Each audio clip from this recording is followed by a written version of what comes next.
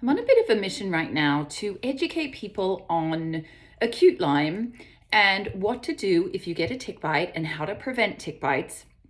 Because as much as I talk about chronic Lyme, if we can deal more effectively with acute Lyme, then there won't be as much chronic Lyme, which obviously is the goal because chronic Lyme is a bear. So the bottom line is this: acute Lyme can be treated, it can be eradicated with the right treatment. Okay, the problem is if the Lyme is untreated or undertreated, meaning there's some treatment given but not enough to really get the job done and eradicate the pathogens, then it can go on to become chronic. And chronic Lyme is just so much more complicated. It involves multiple systems. You end up with complicating factors like biofilm production and biofilm colonies. You end up with the bugs becoming pleomorphic, meaning they can change back and forth into different forms.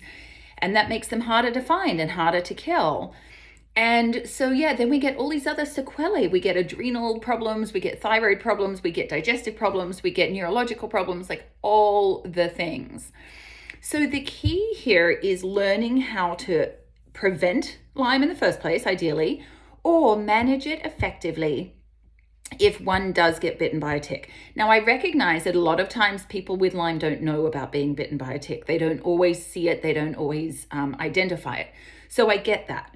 But for those who do, and maybe becoming a little bit more aware and a little bit more cognizant will help, doing more tick checks, for example, to actually find those little critters, could save a lot of trouble in the long run, right? So just stay tuned over the next couple of weeks, couple of videos. I'm going to be talking about different ways to prevent getting a tick bite, prevent Lyme, and then trying to navigate the early treatment so that it doesn't become more chronic and become multi-system and become a real, cross to bear.